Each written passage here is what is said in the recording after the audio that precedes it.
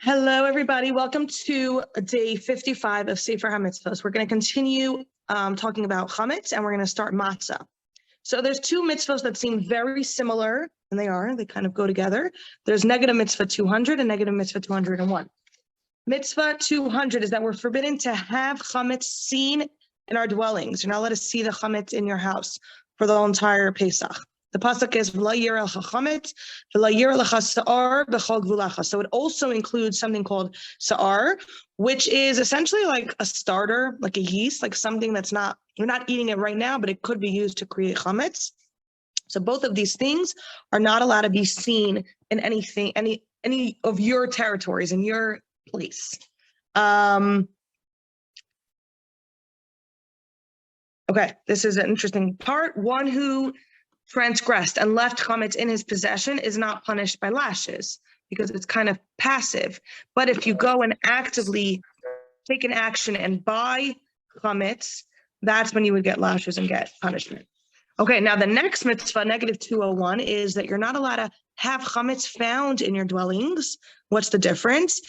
Even if you don't see it, and even if it belongs to somebody else. So it could be locked behind doors. If it's not seen, but it's in your house, that is a problem. So we know that the way we get around this is by selling our chametz to a non-Jew. And not only the chametz, but like that entire cabinet does not belong to you. And I think the more detailed you are in your sale with the rabbi, as the go-between, the better. So that's how we get around this, because there are things in our house that are chametz, but we lock it away. Locking away is not enough. We also have to sell it. We cannot even own it. Again, we are radical when it comes to chametz. The pasuk for this is Shivas Yamim, the 7 days of Pesach. Sa'ar lo yimatze bevatechem. Sa'ar, any form of chametz, should not be found in your house. Okay. Next mitzvah is positive mitzvah 158. Beautiful mitzvah of that we are commanded to eat matzah when on the 15th night, on the night of the 15th of Nisan, I should say. So Erev Pesach is your Daled. That night is the beginning of the 15th. At that night is when you have to eat matzah.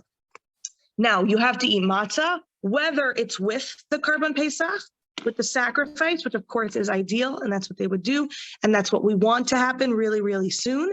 But even if you're not going to have the Paschal sacrifice, and you're not in the Beis Hamikdash, and Chas v'Shalom Mashiach is not here, this coming Pesach, we are still obligated 100% to eat the matzah. So regardless of if it's with sacrifice or not.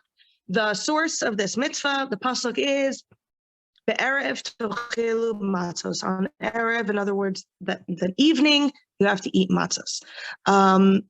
Okay, so just a few details about this mitzvah. So Rambam says you could have it at any time of the night. Most opinions, and I know the Alter Rebbe is Shulchan Aruch, but everyone I've ever learned in every institution I've ever been in says that the idea is have it at night. It must be at night, but before chatzos, before midnight. And something also to point out is somebody says, oh, the Pesach Seder, it's so late. Can we do it earlier? And you can do whatever you want, but you're not fulfilling the mitzvah of eating matzah unless it's at night. It's not like Shabbos where you can bring it in early. It has to be at night. The next part is how much. Okay, I have to eat matzah. How much? So there is a minimum amount of a kazayas, which I believe is like a little less than a half if we're talking about like the round shmura matzah. So that's the minimum amount. It's applicable to everyone, men and women. The question might be why women if it's a time-bound mitzvah, right? You're only allowed to eat it at the night, the first night of Pesach. And that's because it goes hand in hand with the mitzvah of not eating chametz. That is not time-bound. That's just the whole Pesach. And because of that, it applies to everyone. So men, women, children, at the age, because of chinuch, they should be doing this as well. What type of matzah? Okay, so there's the idea, and this is why one of the things that the Rebbe really focused on, making sure every Yid has shmur matzah before Pesach. Why? Because the whole idea of eating matzah is not that it's the food that we eat on Pesach. It's a mitzvah. You're literally eating a mitzvah. You're literally eating godliness. The Zohar says it's the bread of faith. So you want to eat matzah that was made with the intention of it being used for a mitzvah. So machine matzah, it might be totally kosher and whatever, and I'm sure you know a lot of communities don't even eat machine-made matzah on Pesach itself. But in terms of the kosherness, if it's not chametz, it's not chametz, but it's made by a machine, by a robot. Whereas in the bakeries, and every step along the way of when they started watching the wheat and the whole entire process.